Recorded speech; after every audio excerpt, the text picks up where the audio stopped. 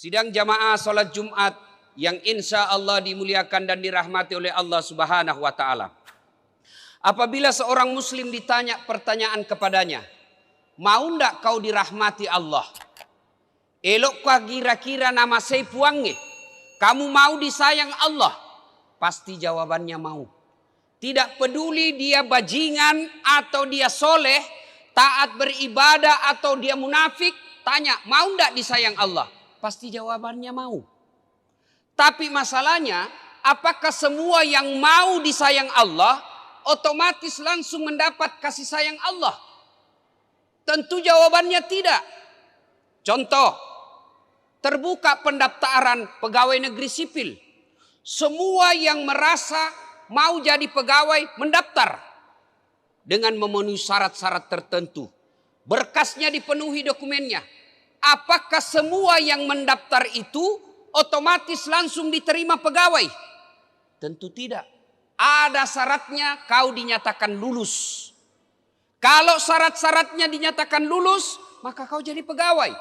Tapi biar kau mendaftar, dokumenmu lengkap, tapi ada faktor satu yang tidak memenuhi syarat, kau tidak dinyatakan lulus. Begitu dengan kasih sayang Allah. Semua umat mau mendapat kasih sayang Allah yang kita sebut rahmat Allah. Tapi tidak semua langsung mendapat rahmat. Pertanyaannya, apa syaratnya?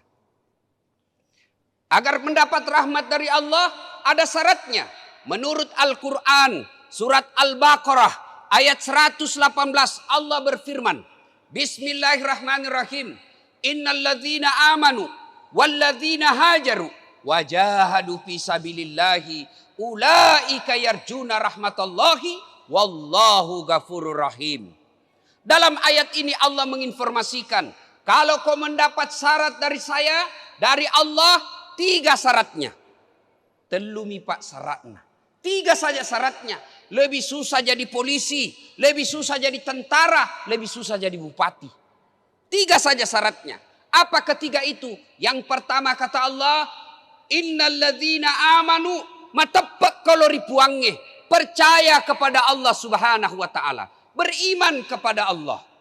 Biasanya kalau cerita iman, anak muda langsung, kalau iman Ustadz, saya beriman kepada Allah. Tabe bos, mengaku beriman gampang. Tapi yang susah diakui sebagai orang beriman. Contoh, Bapak kenal Jokowi? Kenal. Saya gampang mengaku. Kau tahu Jokowi? Iya. Sepupu kah itu. Bapaknya dengan bapakku saudara. Saya sepupu 1 kali. Dicek ke Pak Jokowi. Pak Jokowi katanya sepupu kau Dasat. Siapa Dasat? Namanya saja baru ku dengar. Begitu juga mengaku beriman kepada Allah. Gampang mengaku beriman kepada Allah. Tapi yang sulit diakui oleh Allah sebagai orang beriman.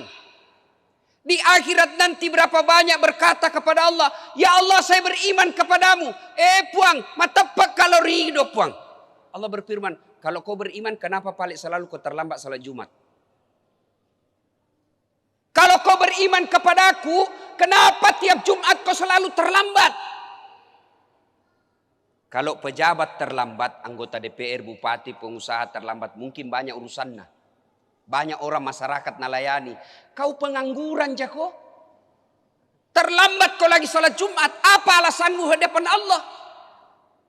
Puncak beriman kepada Allah. Apa puncak iman? Mata pelir puangnya. Syarat utamanya aqimis shalah. Tetongang sampajangnya. Demi Allah. Bapak mengaku beriman kepada Allah. Tapi tidak salat. Kalian kafir di hadapan Allah. Bahkan Nabi jelaskan batas antara kekafiran dengan keislamanmu salat. Kalian tidak salat, kalian kafir. Bahkan Imam Syafi'i menjelaskan dalam kitabnya, kalau dia Islam sengaja meninggalkan salat, kau ingatkan salat tapi tetap tidak mau, kata Imam Syafi'i, haram jenazahnya kau salati kalau mati. Maka saudaraku, apa alasan tidak mau salat? Puasa 1 bulan orang lapar pak. Haji perlu puluhan juta. 1 minggu 1 bulan ditinggalkan keluarga. Zakat perlu modal. Solat tidak ada susahnya solat. Saya tidak tahu bacaan solat Ustadz. Wala tai'asu min rauhillah, kata Allah. Jangan kau putus asa. Ajakmu peturennu. Datang solat jamaah di Masjid Al-Falah ini. Diam kau saja imam bacanya. Wakili kau sama imam. Diam saja. Tidak ku tahu tahayat Ustadz. Tidak ku tahu baca doa ruku. Tidak saya tahu baca doa iftitah. Diam saja imam wakili bacaannya. Selesai. Saya tidak bisa berdiri Ustadz. Duduk. Saya sibuk Ustadz di atas pesawat. Masuk waktu 2 maghrib isya. Allah kasih keringanan. Jamak kau solatmu. Saya perjalanan Ustadz. Dari Batu Licin ke Banjarmasin. 8 jam perjalanan. Buru-buru tidak mau singgah. Boleh jamak solat. Duhur asar gabung. Bukan cuma digabung. Boleh diringkas. Duhur 2 asar 2 selesai. Tapi mobil tidak singgah. Solat di atas mobil. Tidak perlu menghadap kiblat. Maka orang yang tidak solat sesungguhnya buka Al-Fat ayat 29. Muhammad dan Rasulullah walladzina ma'ahu asiddaw walal kuffar ruhama'u bainahum tarahum ruk'an sujada. Tanda umat Muhammad kalau mereka merasa berislam, beriman kepada Allah, ruk'an sujada. Kamu lihat mereka ruku dan sujud. Maka saudaraku, kalau ada di antara kita, kenapa ya rumah tangga saya tidak pernah bahagia? Kenapa hidup saya sangat sulit? Kenapa masalah tidak mau berhenti dalam hidup saya? Jangan cari kambing hitam. Lebih baik periksa solatmu.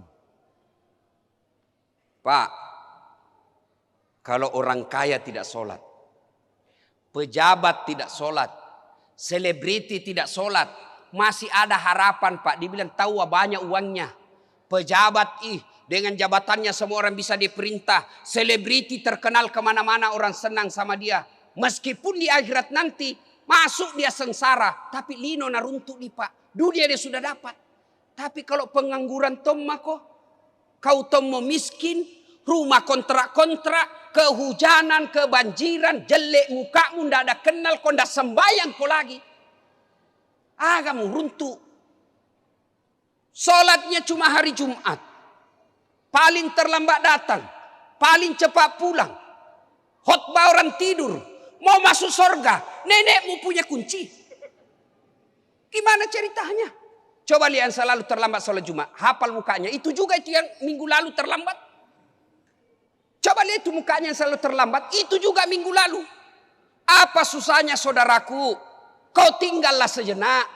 Selesai sholat Jumat. Kau tinggal berdoa 5 menit. Minta kau ke pertolongan Allah. Ya Allah capek saya sudah merantau dari tanah Bugis. Merantau dari Jawa. Sudah 30 tahun saya di sini. Hidup saya susah. Ya Allah bagaimana saya mau buka harga diri Islam. Bagaimana saya membahagiakan orang tuaku kalau saya miskin terus. Buka rezekiku. Allah kabulkan pada hari itu. Kecil ini dunia.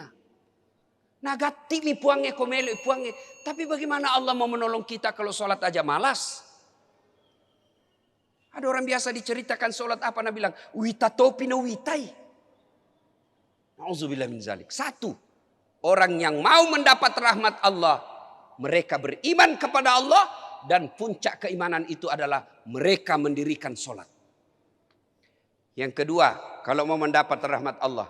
Innalladzina amanu. Walladzina hajaru. Mereka berhijrah. Apa itu hijrah Ustadz? Hijrah dalam arti konsep sejarah Islam. Pindahnya Nabi dari Mekah ke Madinah. Itu sekali saja terjadi. Tapi hijrah dalam arti pindah menuju yang jauh lebih baik. Setiap saat boleh kita lakukan. Kalau hijrah, anak muda milenial bilang taubat. Kalau kita orang dulu tahun 70-an, 80, 90, taubat namanya. Kalau anak milenial, hijrah. Saudaraku adik-adik yang berhijrah. Hijrah itu bukan sekedar pelihara jenggot. Hijrah itu bukan sekedar celanamu jingkrang. Hijrah itu bukan sekedar kau bicara Arab setengah-setengah. Afwan, jazakallah, kaifa haluk ya ukhti. Bukan sekedar itu. Biar kau hijrah tapi kau sombong.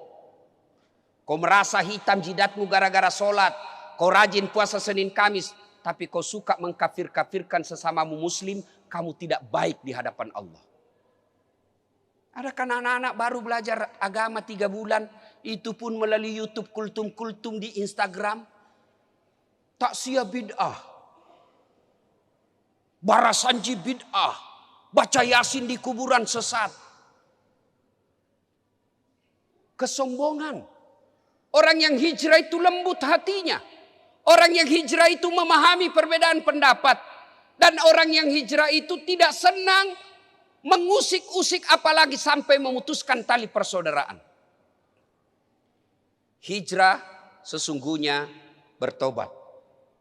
Tapi bagaimana saya mau bertobat, Ustaz? Besar dosaku. Datanglah anak muda kepada Nabi. Ya Rasulullah, saya pendosa. Saya pemaksiat. Semua dosa kulakukan ya Rasulullah. Nabi bersabda, taubat kau. Tapi saya ulang lagi ya Rasul. Taubat kau lagi. Tapi ku ulang lagi ya Rasul. Taubat kau lagi. Lalu anak muda berkata, kalau begitu ya Rasulullah, banyak dosaku. Besar dosaku. Nabi lalu tersenyum dan bersabda, anak muda, dosamu besar. Ampunan Allah jauh lebih besar. Bahkan dalam hadis Nabi katakan, kau datang membawa dosa. Dalam hadis Qudsi Allah jelaskan, kau datang membawa dosa penuh langit dan penuh bumi. Jangan kau putus asa, ampunanku jauh lebih besar daripada dosamu. Siaga to ya tu dosamu, malopo papak dan pengeku. Yang jadi masalah bukan dosa, yang jadi masalah mau ndak kita bertobat dan tinggalkan. Tobat itu bukan sekadar umur tua. Biasanya kalau kita bicara tobat, anak muda bilang tua pak kau mati baru kau bertobat. Iya kalau kau sempat tua bos. Kalau nak kena kau covid serangan jantung mati mendadak ndak sempat kau tobat. Kalau kau tobat malam ini ada jaminan diampuni tobatmu, diampuni dosamu. Kalau kau tunda-tunda tobatmu, apa kau yakin masih hidup? Tobatlah. Minta pertolongan ampun kepada Allah. Caranya apa? 1, menyesal. 2, mengakui. 3, tidak mengulang. 4, ganti kebaikan. 5, kalau berkaitan dosa sama manusia, tetanggamu, pegawaimu, bosmu, minta maaf kau sama itu orang. Kalau berkaitan dengan barang kata Allah, palisu baranna tawe. Kalau bapak berdosa sama saya, minta maaf, mengakui, tidak mengulang, ganti kebaikan. Yang paling penting barangku yang kau ambil kasih kembali. Di akhirat nanti ketika ya Allah ampuni saya, maka dia puangi urus dulu dosamu sama dasat. Selesai pak kau sama itu baru kau datang sama saya. Yang ketiga, syarat mendapat rahmat dari Allah. Innal ladzina amanu wal ladzina hajaru wajahadu fisabilillah. Berjihad di jalan agama Allah. Adik-adikku yang baru belajar agama, jihad itu bukan sekedar perang.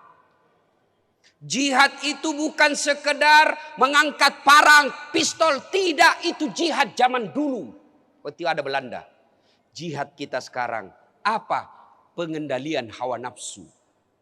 Jihad kita sekarang yang terbesar adalah mengendalikan ego dan kepentingan pribadi kita. Itulah jihad. Jihad ada 2 caranya. Amwal anfus.